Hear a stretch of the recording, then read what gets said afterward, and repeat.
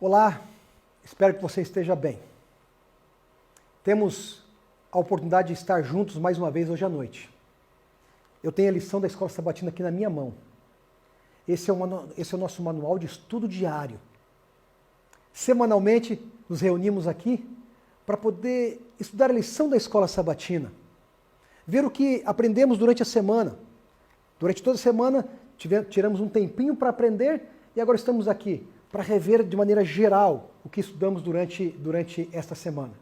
O pastor Fernando, junto com seus convidados, terão a alegria daqui a pouco de poder receber você aqui nessa sala para você aprender um pouco mais e juntos crescemos espiritualmente.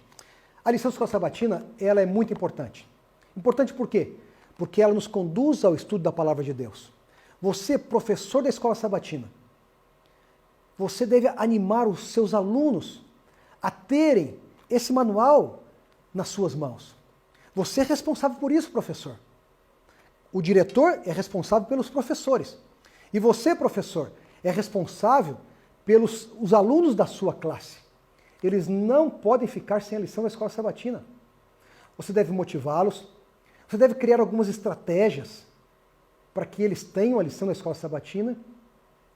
A melhor estratégia é no programa Maná, naquele dia, naquela semana das assinaturas, que nós chamamos de o Projeto Maná, é naquele momento que a gente faz a assinatura para o ano seguinte.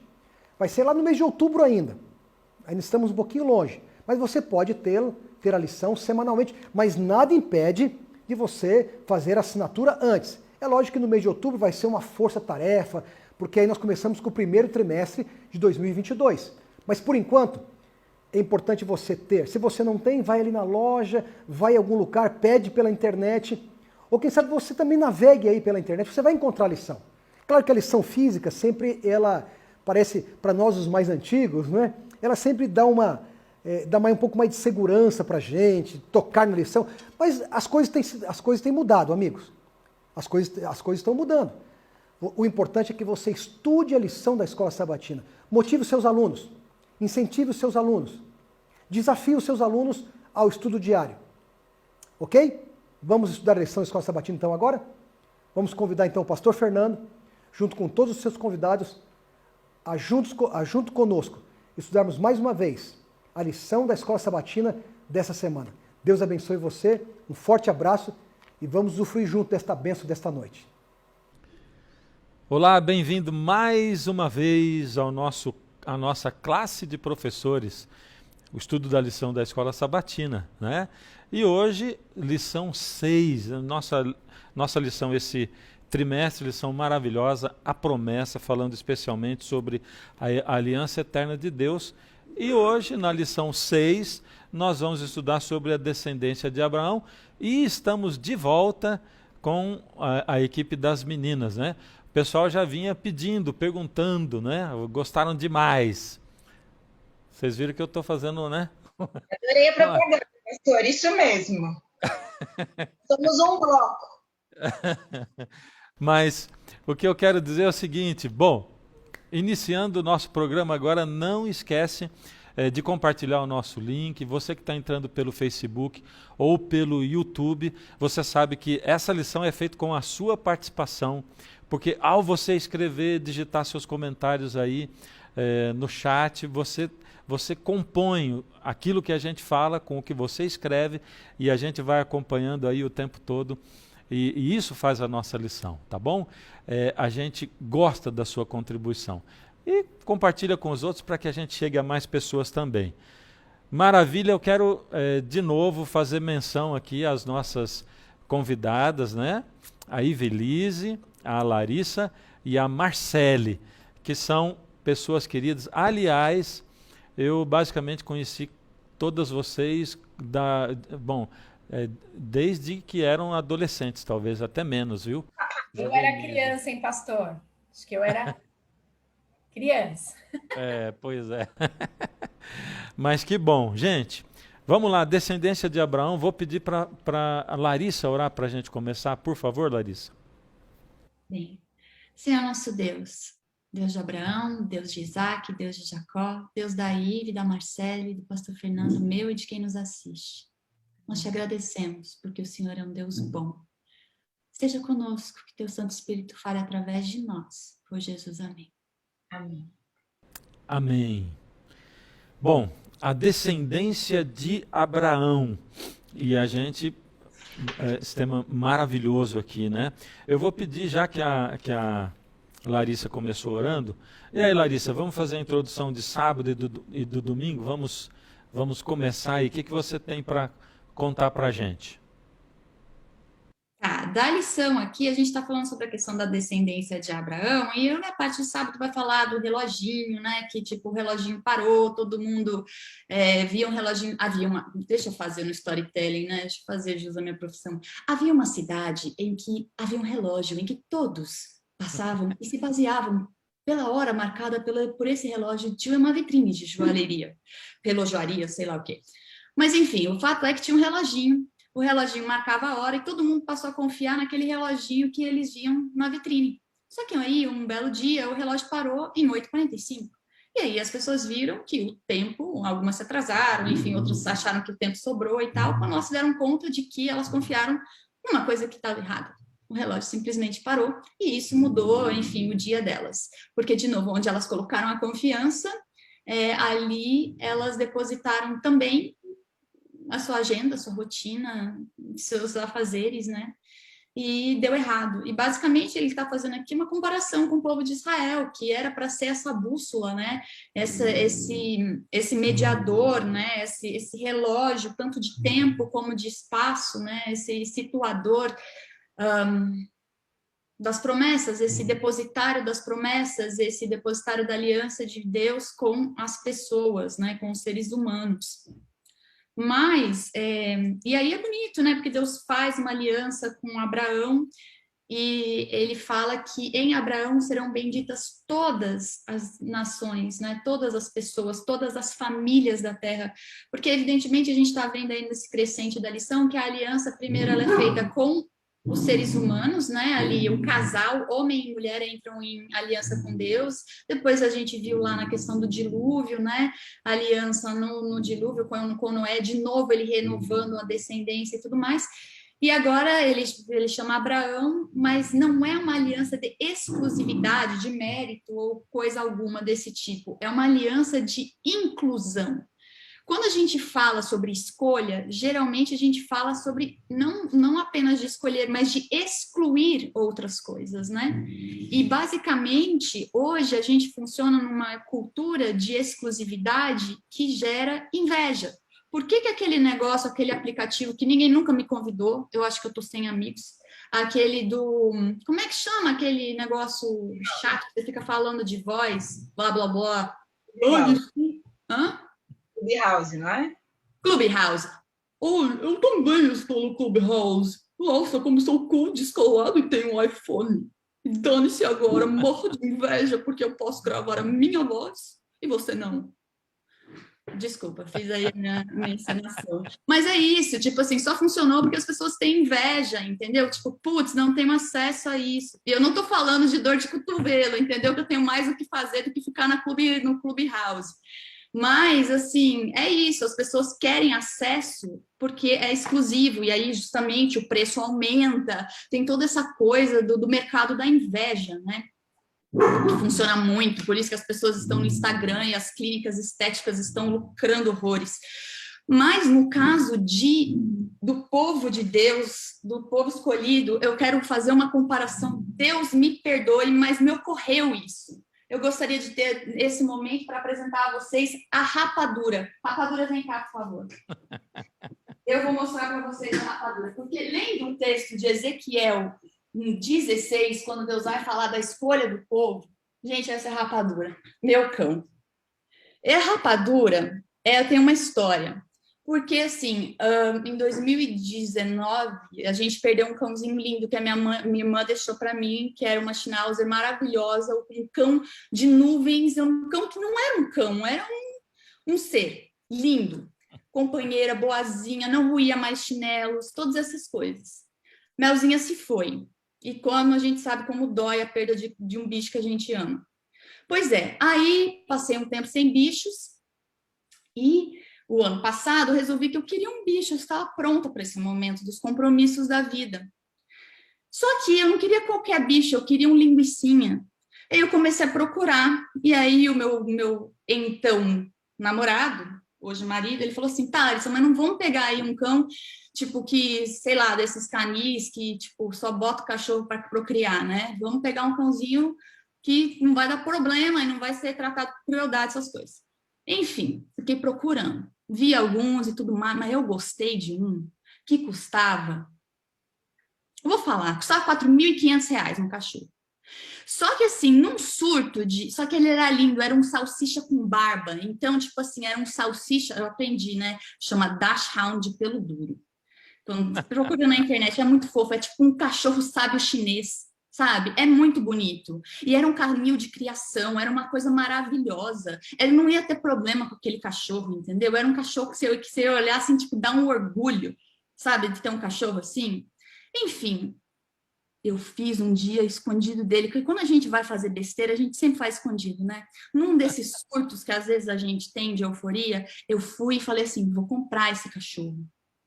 É agora e agora. Eu tinha um dinheiro que eu tinha recebido, paguei metade para o homem. Quando eu falei para o Diego, porque eu não sei guardar algumas coisas assim, principalmente quando a gente faz besteira, a gente precisa compartilhar. É muito feio quem oculta a besteira, Deus não perdoa, porque a pessoa vai ficar com aquela besteira lá guardada. Falei para o Diego, ele falou assim para mim, Larissa, você está indo direto para o inferno, você está louca? Vai pagar R$ 4.500 num cachorro? Não é que, tipo assim, quem tem grana para pagar R$ 4.500, tipo, por favor, faz o comércio rodar. Mas, enfim, eu não tinha essa grana. E R$ 4.500 numa pandemia, quando as pessoas estavam morrendo de fome, aí ele falou assim, você sabe quantos meses os meus funcionários precisam trabalhar para comprar esse cachorro? Cara, aí quando isso foi para perspectiva, eu fiquei mal, né? E aí, porque isso era só o preço do cachorro, imagina a manutenção que ia dar aquele bicho. Mas aí, desculpa estar tomando todo esse tempo, mas aqui é importante. Aí a Fatiminha, minha colega da aulinha de pintura, ela fala, quando eu contei essa história, depois deles rirem muito, né? Porque assim, o Diego me fez desfazer o negócio, o cara foi muito legal. Se um dia ele assistir esse programa, obrigada, Deus te abençoe, você foi muito legal, e não me cobrar o dinheiro que eu tinha feito pela besteira que eu fiz.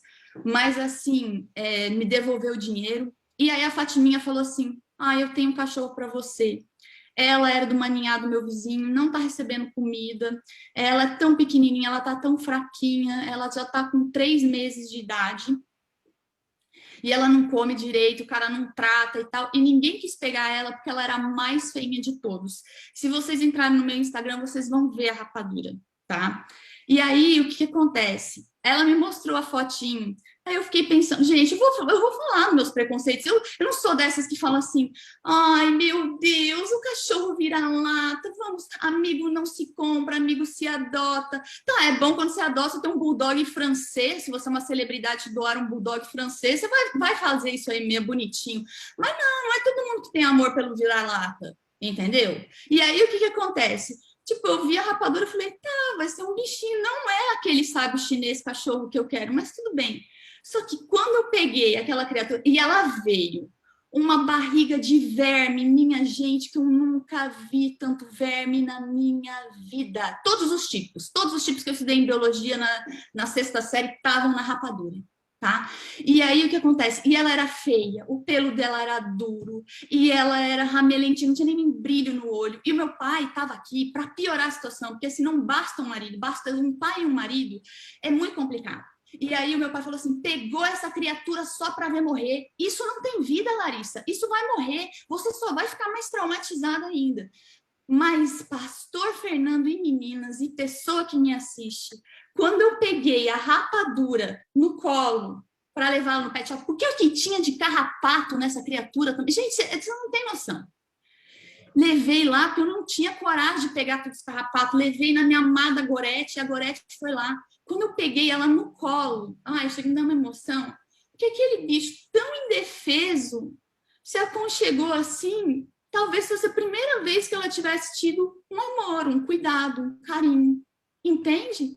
Olha aqui, ó. Come tudo meus chinelo, cadarço do Diego, sabe? mas esse cachorro tá lindo. Esse cachorro, ele come ração de R$ 100 e poucos, entendeu? Tipo, do quilo da ração, tá? Dos quilão, tá? Porque eu também sou econômica. Mas eu não gosto de dar a ração do chibata para ela. Eu quero dar o melhor para esse cachorro. Não merece nada. Não merece nada. É um cachorro verminolento, sabe? Mas faz tanta alegria. E olha só, ela não só sobreviveu, ela se tornou um cachorro lindo. Eu acho um absurdo as pessoas terem rejeitado a rapadura, porque ela era feia. E olha que ela é bonita, gente. A rapadura é bonita, orelhuda que só, sabe? Claro que cada mãe acha seu filho lindo, mesmo quando a gente sabe que o nosso filho não é tão bonito assim. Larissa, Mas, ela é bonita, ela é bonita. então, olha só. Então, assim, basicamente isso era Israel. A descrição que está ali em Ezequiel era uma coisa triste, sabe? Era desprezado, era verminolento, era filho de Hitita com amorreu. Quem que era você? Repare na sua descendência. Mesmo assim, eu tive compaixão de você. Eu te peguei tão fragilizado que você estava para morrer. Rapadura, se eu acho que ela ficasse mais 2 dias, ela ia morrer. De tanto descaso que estava com ela. E essa era a condição do povo de Israel. O povo que Deus acolheu. Não tinha mérito, não tinha exclusividade, não tinha nada. É esse amor de novo salvífico, essa graça que recolhe e guarda e tira os carrapatos, junta o verme. Deus fez isso, gente. O amor que nasce disso, que te faz limpar umas coisas assim, porque a gente é isso. E é muito gráfica a linguagem que a Bíblia está usando aqui para descrever os excrementos, não foi limpado, então a gente está tudo nojento mesmo. E Deus fez isso. Uhum. Só que Deus fez uma coisa que eu não consegui fazer com a rapadura ainda, parar de fazer morder, educar, entendeu? Mas ele está tentando, porque eu e você, a gente ainda está nesse processo do senta, deita, rola, né? Olha, talvez você precise de uma ajuda maior aí para isso, né, Larissa? Mas deu para entender tranquilamente, é exatamente isso, né? A maneira como Deus escolheu. Porque a gente pode ter a tentação de pensar assim, mas era um povo especial, um povo escolhido, né? Na verdade não era, né? É exatamente isso que você colocou aí no seu exemplo, né? Que foi muito bem colocado. E eu amei esse nome Rapadura, viu? Gostei muito do nome dela. Numa outra vez, acho que você pode explicar de onde surgiu toda essa inspiração, né? Alguém quer comentar? E podemos passar para a segunda. Então vamos seguir aqui, que essa promessa de uma terra, né, nova foi concedida ao povo de Israel, uma terra que eles receberiam, e essa foi a promessa que foi feita a Abraão, depois foi confirmada para Isaac, Jacó, José, e teve seu cumprimento ali com Moisés e Josué. Mas é interessante a gente pensar que essa terra é concedida, ela era um presente de Deus. Israel não tinha como conseguir essa terra de maneira autônoma, ele não tinha como receber, fazer algo para obter essa terra, porque ela era o presente. E tem um presente, todo presente tem um doador, né? O doador era Deus, e o presente não podia ser recebido sem o doador. E aí Deus faz um acordo com Israel.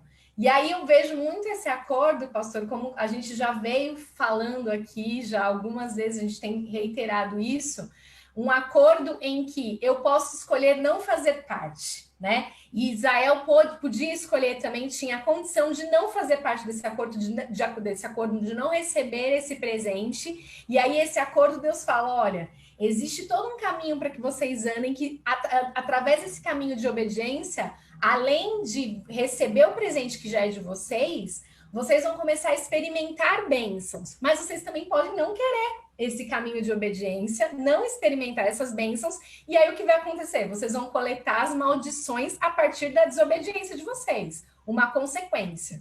Até a gente falou na lição 3, comentou sobre isso, que o pecado ele tem o seu curso, e todo fruto plantado, ele é colhido depois de ser amadurecido, e o pecado com o pecado não é diferente, todo pecado ali que a gente planta tem as suas consequências, e no momento a gente vai colher a consequência disso. E essa desobediência de Israel ia levar a essa perda de um benefício que Deus já tinha concedido, que pertencia a Deus, Mas a escolha humana, novamente, ele respeitaria. Se vocês não quiserem, basta vocês desobedecerem, que vocês não precisam desse presente. A promessa existe, ela é sua, mas você pode não querer e você não é obrigado a recebê-la.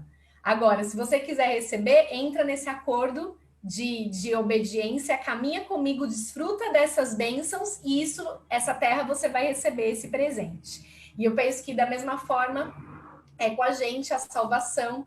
A gente pensa, às vezes, muito em salvação como a vida eterna, né? A terra celeste. E aí, quando a gente recebe, mediante a fé, o sacrifício de Cristo na nossa vida, a gente aceita esse presente, essa promessa também se torna nossa. Mas da mesma maneira que Deus fez com Israel, Deus faz com a gente. Ele respeita a nossa vontade humana. A gente também tem direito de rejeitar esse presente, de não querer esse presente. E esse presente também, da mesma forma como foi com Israel, ele só pode ser recebido mediante o doador entregar esse presente. E o mais lindo que eu penso quando pensa nesse presente é que o doador, o que dá o presente, ele é o próprio presente.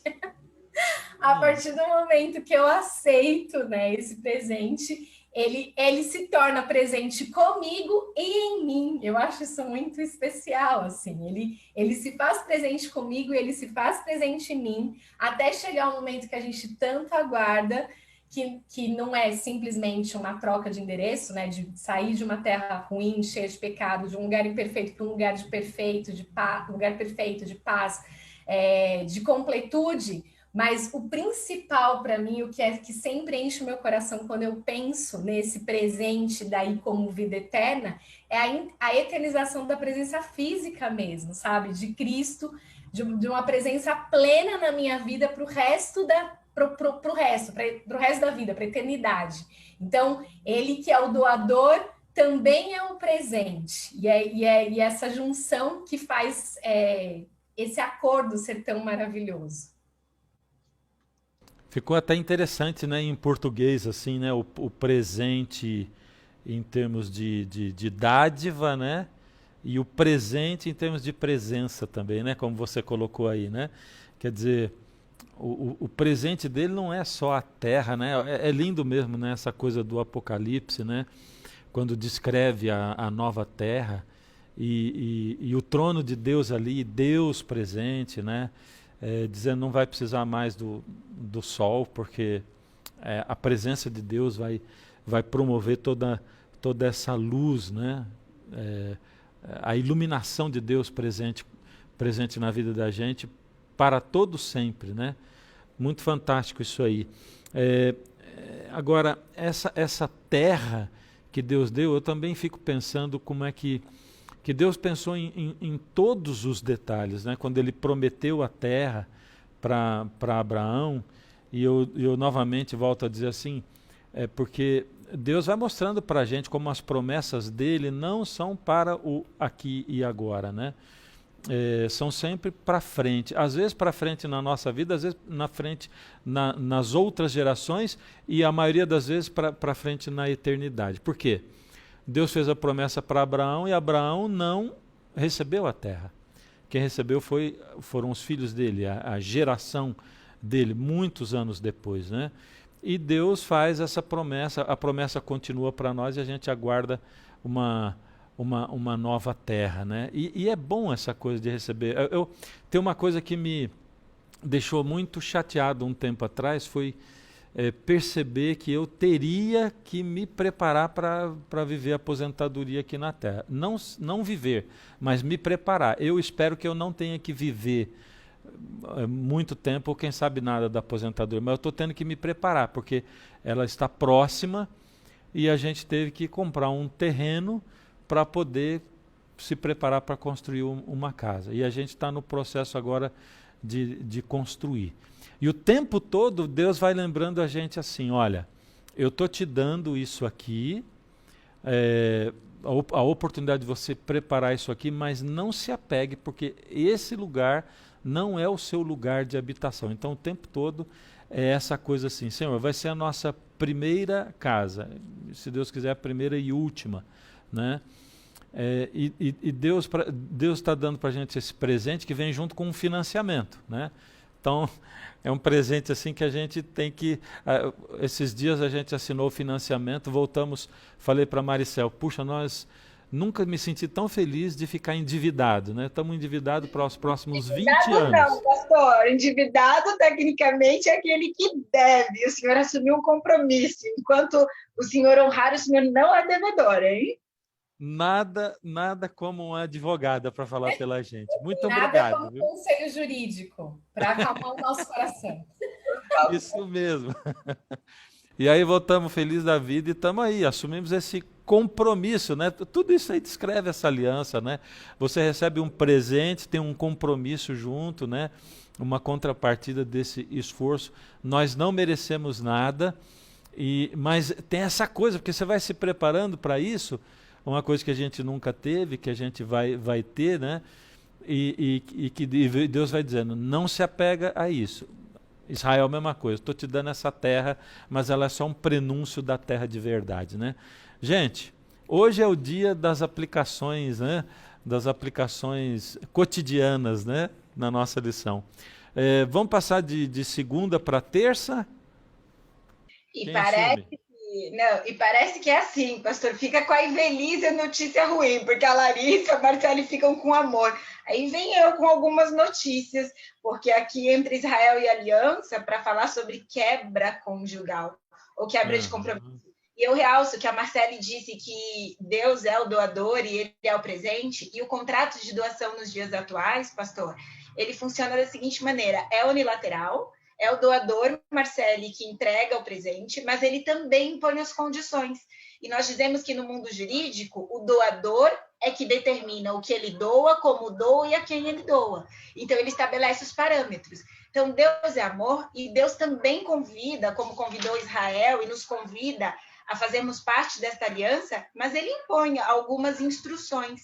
E uma delas era a questão da obediência. De fato, a Israel foi estabelecida a questão da obediência. Eu penso, pastor Fernando, eu vou tirar por mim, que o ser humano tem uma curiosidade tremenda do que vai acontecer no futuro. Nós queremos saber. Então, eu estudo 5 anos, faço faculdade, quem está nos escutando, eu quero saber o que eu vou fazer depois, quando eu me formo, como é que funciona o mercado. A Larissa comentou sobre o casamento, nós queremos nos casar e queremos saber o que vai acontecer depois. E Deus deixou em Deuteronômio 28, aí, a revelação do que aconteceria depois, se as pessoas obedecessem ou não aquilo que ele estabeleceu como instruções e parâmetros. Israel, na realidade, na infidelidade para com Cristo, e Deus permite aí, e é isso que é muito interessante, ele permite que as nossas afeições e a nossa confiança se desvie dele. Ele não nos obriga nem a obedecê-lo e nem se afeiçoar a ele. E isso significa que o doador me dá liberalidade para aceitar ou não. Então, ele pode me dar o presente, eu posso aceitar ou não. E Deus respeita a vontade humana. Mas essa quebra conjugal, essa quebra de voto, também tem uma consequência.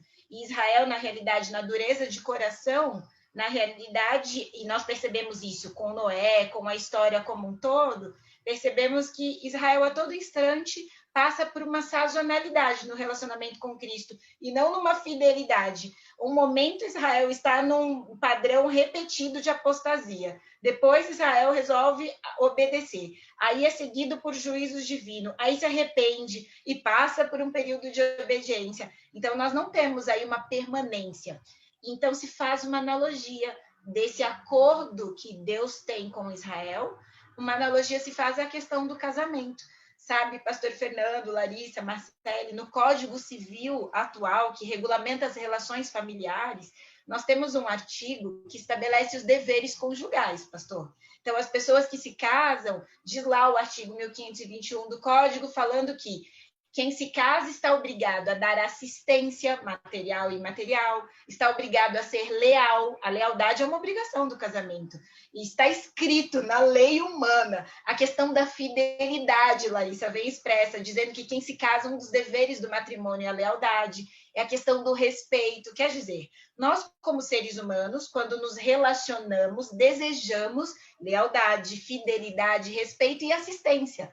Porque se casar com outro, não dá para dizer, se casa só por amor. A lei diz, é assistência material, ou seja, na questão das necessidades básicas. Então, o pastor Fernando foi lá, assumiu o financiamento junto com a Cecel. Isso é aí um compromisso dos dois por conta do casamento perante a instituição bancária. E um é obrigado junto com o outro.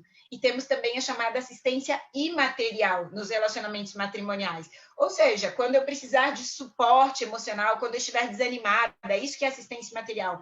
Eu espero do meu esposo, do Douglas, ânimo, confiança, ele renovar a minha esperança. E nessa aliança com Deus não é diferente. Deus também estabelece alguns parâmetros através da nossa obediência, esperando de nós fidelidade. Apesar de muitas vezes nós sermos infiéis, Deus nos convida à fidelidade, à lealdade. Ele está nos chamando para um compromisso, pastor. E um compromisso custa caro. A Larissa disse que se preparou na outra lição uma vida toda para dizer um sim. Eu vou usar, Larissa, se você discordar de mim, eu concordo com a discordância, mas eu vou ousar dizer que Deus nos convida hoje do jeito que nós estamos. E Ele espera o nosso sim. E aí, este andar com Deus é um compromisso que vai sendo maturado dia a dia. E o casamento também é assim. É um compromisso diário. Não é fácil. Tem toda a parte romântica do amor, mas é uma luta diária. Um dia de cada vez que eu escolho ser fiel, que eu escolho respeitar, que eu escolho cuidar de mim para ser, então, mais amorosa, pastor Fernando. Muitas vezes eu fico irritada. Eu não quero, na verdade, falar com o Douglas, ou eu posso falar de forma ríspida. E aí o Douglas me dá alguns feedbacks, ou como ele chama, lovebacks. Ive, precisa melhorar nisso, não pode falar assim, nunca na frente da Sara. Quer dizer, por mais que ele me ame, ele tem orientações para o meu aprimoramento emocional, matrimonial. E Deus também nos traz na realidade, já que ele nos escolheu para os dias atuais. A palavra diz, eu gosto tanto, pastor Fernando, desse verso, que está em 1 Pedro, capítulo 2, verso nosso, que nós somos geração eleita, sacerdócio real, nação santa, povo de propriedade exclusiva de Deus. A Larissa fez aí a analogia com a rapadura, mas você escolheu a rapadura, Larissa, você a elegeu, e Deus nos elegeu.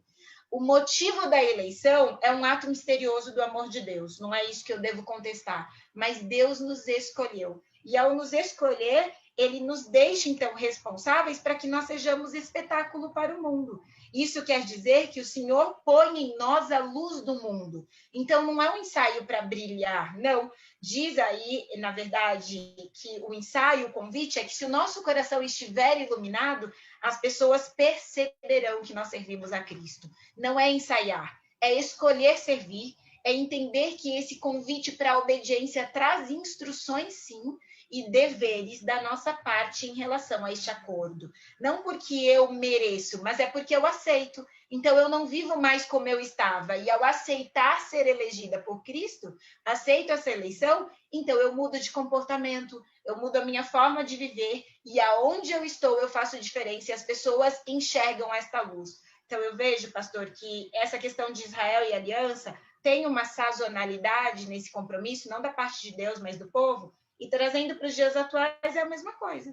Realmente, Deus nos escolheu, mas nos chama para sermos obedientes, para que as pessoas vejam em nós, inclusive as boas coisas que nós podemos fazer e glorifiquem o Pai que está nos céus. Olha, essa parte de terça-feira, ela me chama muita atenção. Gostei de tudo que você falou, e muito esclarecedor, né, essas partes e todas. E aqui eu acho que o exemplo que a Larissa deu, ele tem que ser substituído. Por quê? Porque a rapadura, ela é fiel. É ou não é, Larissa? E agora, Deus fala de um relacionamento com alguém que é infiel, né? E o animalzinho, ele não vai ser infiel, ele vai ser sempre fiel. Porque agora, é combinado, né, pastor? Ele é treinado sem consciência. E Deus toma com a consciência infiel que nós temos. Olha que interessante. Exatamente. E aí, quando entra um exemplo de Oséias, né, com Gomer, Deus usar aquele exemplo tão vívido, né, de alguém que vai e escolhe alguém que não merece e tal, e que depois é traído várias vezes. Logicamente, por um lado, a gente não tem que achar assim... por um lado, a gente não pode vender a graça barato, né? Se é que a gente pode dizer. Esse é um conceito tão profundo, né? Que a gente não pode vender a graça barato. Todo mundo se salva do jeito que está e continua do jeito que está e vai para o céu assim. Por outro lado, a graça ela é perigosa, né? Ela é perigosa. Imagina o ladrão na cruz, não tinha tempo para descer da cruz para provar que ele mudou de vida. E uma pessoa que levou a vida inteira fazendo a desgraça, de repente recebe uma certeza, uma promessa de que vai estar no paraíso, né? Então a graça ela é perigosa, porque as pessoas podem dizer assim, então eu posso ser infiel a vida inteira e no finalzinho eu volto, né? Mas como é que você sabe que o seu coração vai estar íntegro, que você vai ter esse sentimento em relação a Deus, que você vai querer Deus, que você vai querer essa aliança com Deus por toda a eternidade, né? Então não dá para a gente contar com isso. Porém, são essas nuances da graça que são tão diferentes e que se completam, né? Alguém quer falar mais alguma coisa aqui sobre a terça-feira? Passamos para a quarta, então? O remanescente? Caímos de novo, né? No remanescente. O mesmo assunto que a gente estudou lá na lição 3, volta aqui para a gente conversar a respeito dele de novo, né? Quem assume o remanescente? Então, pastor, é o seguinte, é que a gente também, nesse perigo, a gente cai num perigo, assim, de tanto das generalizações, né, do 8 ao 80, de você pensar, não, tá todo mundo fazendo besteira, nossa, só eu que não faço, né, nossa, eu me mantive fiel, ou então, nossa, de você... dessa gangorra, né? Dessa coisa de tipo, ou é tudo ou é nada, né? E todo mundo faz ou todo mundo não faz. E assim, repetidas vezes, porque a gente tem esse delíriozinho de ego, né? Elias teve. Então, você vê sempre isso, que Deus tem as pessoas e de que as coisas não são tão generalistas como a gente pensa que são. 7.000 não tinham dobrado o joelho a Baal. 7.000 era o remanescente. 7.000 só Deus via. Poxa, Elias, ele era o profeta. Ele conhecia aquele povo, ele era conhecido daquele povo. Mas ele não sabia quem era fiel, quem Deus considerava fiel. E mesmo eu assim, acho que essa palavra é uma palavra-chave, né? Quem Deus considerava fiel, porque aquilo que a gente considera não é o que Deus considera, né? Então, e essa questão do remanescente, porque Deus sempre faz aliança, ele tratou muito bem, a gente, de novo, o fato da gente não confiar na palavra, não manter a palavra, não entender o poder da palavra, do compromisso através daquilo que a gente assume, a gente trai. O ser humano é ambíguo, a gente falha. E quando eu disse que eu levei 30 e poucos anos para entender o peso do sim, é justamente isso, porque eu fui vendo repetidas vezes na minha experiência como eu não consigo cumprir as promessas, sabe? Como eu sou tão falha e tipo assim, por mais às vezes que eu queira, ou eu não dou conta, ou eu não tenho bala na agulha suficiente, ou todas essas coisas, então... ou eu minto, sabe, porque, enfim, já fui aprendendo várias coisas, mas, assim, todas as experiências que a gente vai passando para a gente se conhecer, para entender o peso do que é entrar num compromisso, porque, assim, se a gente não tem dimensão das coisas, né, de como elas são, a gente a coisa vai por assim mesmo, então, tipo assim, nem conta pro seu marido quanto você gastou no cabeleireiro, não é da conta dele, ele vai chiar mesmo, entendeu? Diz que você pagou R$60, ele não precisa pensar que é só a primeira parcela, sabe? Mas assim, será que eu tô sendo fiel? Eu fiz um voto, e a Ivy acabou de dizer assim, honestidade, fidelidade, integridade nas coisas, porque assim, quando a gente nunca trai apenas o outro, a gente sempre trai a gente mesmo. E o ser humano que não consegue ser íntegro, não para em pé. Não para em pé. Então, assim, na lição de quarta-feira, o que está falando é que, assim, sempre tem esse povo que fica, por mais que Deus tenha feito aliança com o povo, quer que seja inclusiva, ou seja, Em ti serão benditas todas as nações da terra. Quanto mais, melhor para Deus. Quanto mais gente, através de você, vem mais gente. Mesmo vocês e seus filhos vão trair, eu sei, mas alguém vai ficar. E é muito bonito ver como que Deus, em toda a história da humanidade, ele tem os seus profetas. Além do remanescente, ele tem o profeta, que o nosso amigo Lucas Iglesias fala muito bem sobre o profeta. Ele chama, ele é a voz de Deus que ecoa de várias maneiras. Ele é o estranhão, ele é o excêntrico, ele é aquele onde a paixão de Deus reverbera, sabe? Que chama, volta para o conselho, volta para a palavra, dá uma olhada aqui. Esse trabalho não é fácil, não é nada fácil, esse chamado, né? Então, assim, mas é bonito, porque no Antigo Testamento todo, essa figura do profeta, ela é retratada de um jeito belíssimo. O remanescente, ele talvez ganhe fôlego com a voz do profeta. E aqueles que são profetas hoje precisam lembrar disso, que é o alento e o hálito de Deus que precisa soprar no chamado para que haja vida novamente, para que esse povo remanescente ou seja despertado ou seja mantido. Porque muitas vezes o profeta hoje, como Elias, ele está falando assim, só sobrei eu, ó, esse povo aí nem sabe, está todo mundo perdido, a igreja está fazendo tudo errado, olha só, ou é o progressismo, ou é o fundamentalismo, coisa chata esse papo, entendeu? Então, assim, só fiquei eu que tô lúcido aqui nessa maluquice. Né? O que você pensa que é? Deus olha assim, tipo, o que você pensa que é? Tem 7.000 que são melhores que você. Você está tendo um pedacinho da minha lucidez, mas você não está sozinho. Olha, o que você falou é muito intenso, assim, porque esse papel profético, né, ele é muito confundido também, né? Que é o papel do remanescente mesmo, né? Eu tive um momento na minha vida assim de uma grande entrega da minha vida a Deus e de um redescobrimento de Deus, e que logo de cara, logo de início, o meu primeiro sentimento era assim: puxa, eu estou me aproximando tanto de Deus e tal, e Deus tem me dito coisas tão lindas pela palavra e tal, e eu comecei a me sentir parte de uma tropa de elite, assim, né? E a primeira coisa que veio é esse sentimento, né? Esse sentimento de puxa, Deus me escolheu, ele me escolheu para fazer parte de um grupo diferenciado, né?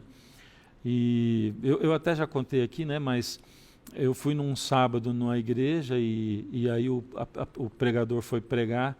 E eu olhei e falei, puxa, eu estou tendo uma comunhão tão boa com Deus em casa, eu estou ouvindo essa pessoa pregar aqui, vou perder tempo. E aí a pessoa falou assim, olha, hoje o meu sermão vai ser sobre o fermento dos fariseus. E Deus me bateu de fora a fora através dele, falou comigo um monte de fora a fora. E a primeira coisa que eu aprendi, aquela era a minha primeira semana de buscar Deus de um jeito diferente.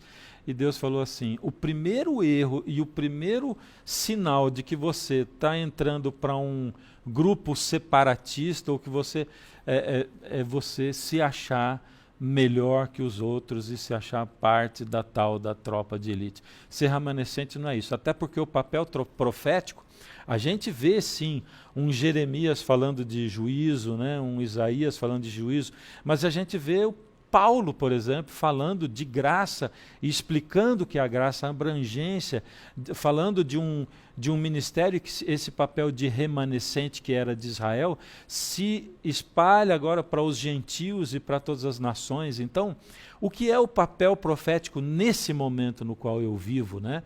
É Deus quem vai dizer, não sou eu que vou dizer, e Deus só vai dizer se eu tiver as características desse remanescente. Eu queria dar uma revisitada aqui no texto, né, de Sofonias 3:12, onde diz assim, né,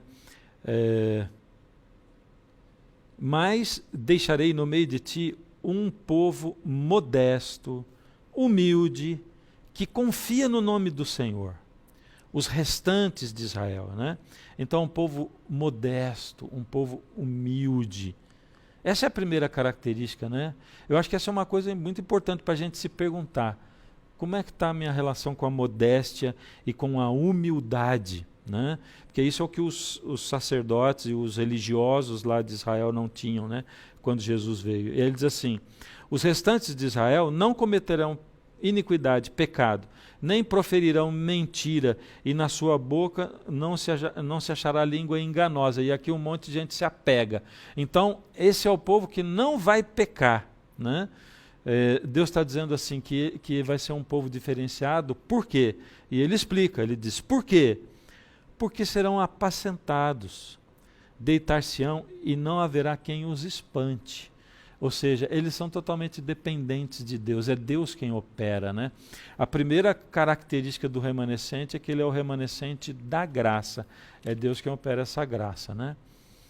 Alguém gostaria de falar mais alguma coisa? Pensou alguma coisa aí enquanto a gente estava falando pastor, sobre... enquanto você falava, Pode falar. da característica que Cristo fala quando perguntado para os discípulos, né, de como que seria o final dos tempos. E aí ele fala tudo o que ia acontecer, Cristo relata tudo o que ia acontecer, e aí ele fala algo que eu acho muito incrível, ele fala, mas aqueles que permanecerem no amor, e eu acho que essa é a característica principal desse remanescente, ele permanece no amor, ele não desiste, e é esse evangelho do reino que esse remanescente leva à frente. Um amor que permanece ali, ligado à fonte, a uma relação mesmo de amor que é vertical e horizontalizada. É nessa permanência, e para que isso, né? E aí isso vem desde o que a Larissa colocou ali do remanescente, que tinha um propósito de declarar entre as nações a glória de Deus. Então, o propósito é para declarar quem Deus é. Israel não foi escolhido para ser um povo que se acha, que nossa, olha como eles são abençoados. Não, era para declarar a glória de Deus para as nações e também para serem sacerdotes, para servirem essas nações, para que as nações viessem até eles e recebessem as bênçãos que eles receberam fossem compartilhadas. E aí a gente percebe que, já entrando na quinta, apesar das falhas, né, do próprio povo de Israel e de ter abandonado esse plano de Deus, de não ter, na verdade, de não ter entrado nesse plano de Deus, né, de ter sido, de certa forma, fracassado nesse plano. Deus não abandonou o plano dele, porque ele continuou tendo um povo e sempre um povo ao longo da história, que a gente chama de remanescente, que o representava para que as pessoas o conhecessem. E ele vai mantendo esse povo, ainda que não seja mais uma nação como Israel, mas um novo Israel espiritual, né? A lição traz aqui, até que a gente chega num dado momento ali, a igreja primitiva, que após o sacrifício de Cristo, passa a ter um relacionamento direto com Deus. Não tem mais a necessidade de um mediador, né? E todo aquele conjunto de leis de acordo que a Ivy comentou, a gente veio estudando, que haviam sido muito importantes, como se fossem uma espécie de tutor, né? Que conduz as crianças à escola, para aquele povo ser protegido, para aquele povo ser guardado. Ele é migrado, então, para uma nova relação, uma nova vida, uma relação de verdade com Cristo. E é pela fé em Cristo que a gente manifesta através do batismo, que a gente sai dessa condição de servos que simplesmente obedecem para uma condição de filhos que são herdeiros da mesma promessa dada a Abraão, mas filhos que agora são revestidos por esse Cristo, para serem um com ele e um com os outros, né? Um com os outros nele. E assim, todo aquele que crê, né, nesse Cristo e no que ele fez é chamado para viver. E eu entendo muito assim, não chamado para viver simplesmente uma nova vida humana, mas é chamado para viver uma experiência espiritual, de representar quem Deus é, através da manifestação de quem ele é, através da minha vida, através da manifestação, da demonstração desse amor amplo, como eu falei, né?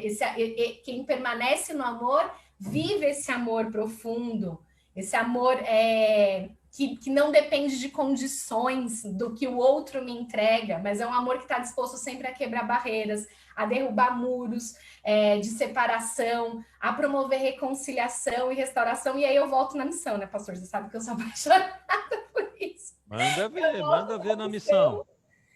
Porque é o ministério de reconciliação que é entregue para nós, assim como Cristo, né, teve esse ministério Deus entrega para nós através de Cristo. E a nossa parte nesse acordo não é fazer coisas, cumprir coisas, mas é a gente ser um nele, através de uma relação mesmo.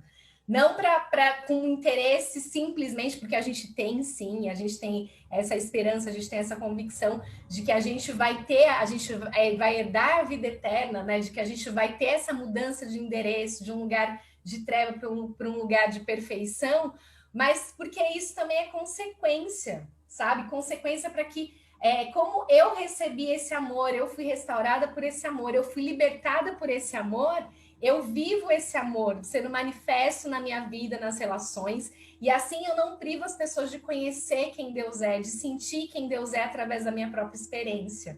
E essa aceitação faz com que eu tenha sempre a consciência de que a Shekinah, a presença de Deus, né, a glória de Deus, esplendorosa de Deus que antes estava no templo, agora está em mim.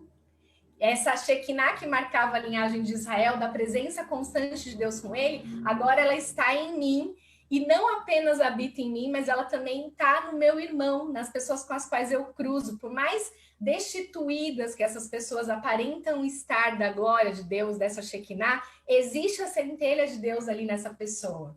E aí, eu que já me entendi como filha, que já aceitei esse sacrifício de Cristo e que já escolhi viver uma nova vida de ser uma nele, eu começo a conviver com meu irmão na intenção de que esse irmão se torne um comigo para que ele também seja um com Cristo.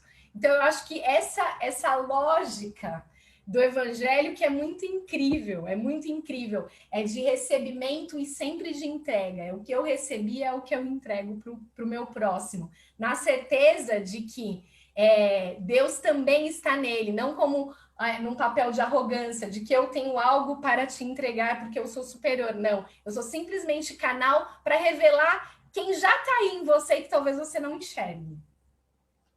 Eu quero receber a tua Shekinah. É isso, né? Gente, nós estamos partindo aqui para o final. Que lindas considerações, né? De repente, vocês querem fazer considerações finais? Dar um alô final? Querem? Pastor, fazer parte desse povo remanescente é um convite, como disse a Marcele, e eu considero como um privilégio, especialmente para esses, Marcele, que tem essa noção dessa revelação e que aceitou esse propósito. Realmente, Deus tem um propósito para cada um de nós, para cada uma das vidas que estão nos escutando. E é um privilégio poder estender o amor dele, a misericórdia dele, a graça dele para as outras pessoas que talvez não tenham essa consciência. E a Marcele usou uma expressão que, na minha consideração final, eu considero como valiosa. Isso é intencional. Quando eu tenho noção e aceito esse plano de Deus para a minha vida e incluo a humanidade, vendo que eu não sou superior, eu ajo de maneira intencional com todas as pessoas que eu entro em contato. Então, assim, seja no cabeleireiro, na padaria, no elevador, o porteiro, a forma como eu me expresso, a maneira como eu trato o outro. Sabe, pastor, os adventistas do sétimo dia, para muitas pessoas, são conhecidos como aqueles que no sábado não fazem nada. E quando eu escuto isso, eu fico brava. Porque eu falo assim, poxa, por que não me reconhecem como advogada? Porque quando você fala de um advogado, Larissa, o pessoal vê o nosso grupinho e fala assim, nossa, aqueles ali, ó, eles conhecem da lei, não dá para enganar. Ou quem me liga, eu sinto assim um privilégio saber que eu sou colocada como aquela que conhece da verdade e que vou fazer da justiça. Por que nós, como povo de Deus, não podemos ser reconhecidos como os mansos no meio do trânsito? No caos da pandemia, nós somos aqueles que levamos palavras de esperança, somos aqueles que alimentamos os que têm fome, somos os que consolamos os enlutados, somos o que levamos, na verdade, novidade de vida. Esse é um convite que eu entendo que, para o remanescente, que se diz ser remanescente, esse é o propósito de amar e da missão. É que as pessoas descubram, através de nós, apesar de nós, essa novidade de vida que existe ainda neste meio de caos. Amém, amém, maravilha. Larissa. Eu estou aqui pensando, de novo, Me ocorreu uma referência. Eu não sei se vocês já assistiram, tem aí num dos serviços de streaming aí, tem um documentário, e no outro serviço concorrente de streaming tem o filme com o Tom Hanks, mas é do Fred Rogers. Eu nunca tinha ouvido falar dele. Vocês já ouviram falar do Fred Rogers? Não. Não. Então é para assistir agora, tá? Depois dessa gravação. Não, passa na sexta-noite? Não, então assiste depois, que senão vai ficar feio. Não, mas o Fred Rogers, ele era um pastor presbiteriano. E ele teve um programa de televisão, ele era músico, e ele era... Pastor Fernando, então, vai assim, tipo, vai colocar likes nas telas, porque eu acho que vai ressoar muito um pouco a sua experiência, seu ministério, pastor. Ele era um pastor músico que começou a desenvolver um ministério para criança. Então, ele começou um programa, só que assim, a ideia dele era de que toda a televisão infantil trata a criança como se a criança fosse uma imbecil. Então, o que acontece? Por que jogar uma torta na cara do outro é o que tem que estar na televisão? Você está degradando ali um ser humano, entendeu? Por que isso é engraçado? Por que as pessoas não levam as crianças a sério? E ele levava as crianças a sério. E o propósito dele, então, assim, ele bolou um programa de televisão que ficou no ar por 30 e poucos anos. E era um programa muito simples, e ele fazia com musiquinhas, e enfim, o formatinho até antiguinho um pouquinho, mas formou uma geração. E a mensagem principal do programa dele era: você é importante por quem você é. Você é especial simplesmente porque você existe. E isso ele falou o programa inteiro, porque ele se deu conta de que muitas crianças crescem sem nunca ter ouvido isso de ninguém. Uhum. E o programa inteiro dele, ele nunca precisou se colocar como um pastor. Eu acho que ele foi um dos maiores evangelistas da TV americana, tá? Claro, a gente tem Billy Graham, você vê, Billy Graham é um evangelista público e tal, mas o Fred Rogers, ele foi um evangelista fenomenal sem nunca ter aberto a Bíblia. Ele fazia Santa Ceia no programa, lavando o pé, no skitzinho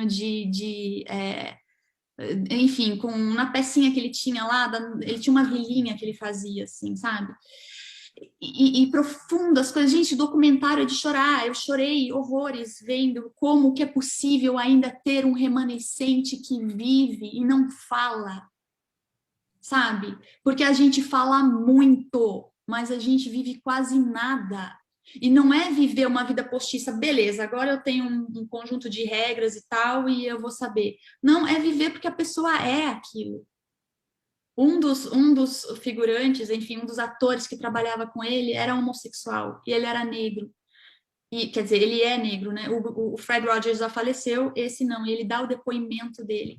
E ele fala que ele não podia se assumir como homossexual, porque naquela época em que o programa ele era veiculado, ia ser um choque, tanto por causa do formato do programa, como para a comunidade negra, que precisava ter um macho forte, entendeu? Como representante. Então, ele não podia se assumir.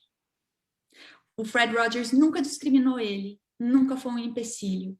E essa cena do lava-pés, onde ele, de uma maneira simples, ele chama esse ator, ele era um policial, né? E o Fred Rogers está sentado num banquinho e ele fala: nossa, como está um dia quente aqui? Você gostaria de refrescar o seu pé? E aí o policial senta-se ao lado dele e ele começa a lavar o pé do homem. Por quê? Naquela época em que negros e brancos não compartilhavam o mesmo prazer nos Estados Unidos, no momento em que o serviço é de feito, eu quero compartilhar um prazer com você, eu vou te proporcionar isso. Aquele homem, e ele sempre dizia para ele: você é especial e eu amo você. Ele falava isso no programa. E aí um dia, depois de muitos anos, ele falou assim: nossa, Fred, você falou isso para mim ou você falou isso por causa do personagem? Ele falou: fulano, eu tô te falando isso todos os dias há X anos. Só agora você entendeu. Ele falou: eu nunca ouvi isso do meu pai, eu nunca ouvi isso de ninguém na minha vida. Sabe? A aliança, o convite do remanescente, ser filho, ser descendência, porque Jesus é tão duro quando ele fala para as pessoas: você acha os seus seus descendentes de Abraão, que foi essa genética, que vocês são herdeiros, que vocês criaram todo esse sistema que é muito bonito, do legado, da primogenitura, da herança espiritual, que a gente perdeu, infelizmente, a gente perdeu essa noção da herança espiritual, e isso desestrutura famílias. O melhor legado que uma família podia deixar, porque o pastor Fernando aí adquiriu esse empréstimo, mas os seus filhos não vão saber o que é pagar esse empréstimo. Eles vão herdar esse terreninho, essa casinha, entendeu? Então, assim, vai ficar fácil, né? Talvez eles tenham que fazer outras coisas que vão deixar para os seus filhos, mas a gente tem isso, e que, enfim, tem tanta bringaiada por isso. A maior herança que a gente podia deixar é o legado espiritual. E a gente pouco considera. Como diz o C.S. Lewis, se a gente soubesse que a gente está lidando com seres eternos, a gente consideraria melhor, pensaria mais, procuraria ser mais perto de Deus para que outros pudessem vê-lo através de nós, sem que a gente precisasse pregar tanto. Amém. Diante disso, eu só tenho a dizer que nada tenho a dizer. Nós vamos orar. Maravilhoso, né? Tudo se resume a Deus, eu e o próximo, né? Esse ir e vir do amor fluindo, né? De Deus para nós, de nós para os outros, e o inverso também. Vamos orar? Querido Deus, obrigado, Senhor, por esse momento tão maravilhoso, pela sua palavra que enche o nosso coração, nossa mente, e porque o Senhor nos enche de esperança, de que nós podemos sim ser hoje, devemos ser esse remanescente, ser esse escolhido para abençoar. Por favor, Senhor, nos dá essa força, nos renova a cada dia, nas pequenas coisas do dia, nas grandes também. Em nome de Jesus, amém. Gente, na sexta-feira a gente tem um novo encontro aqui, às 20 horas, e até lá você vai compartilhando, vai contando para as pessoas como é gostoso a gente estar aqui junto. Obrigado pela sua participação, por todos os seus comentários. Que Deus abençoe você e um feliz sábado.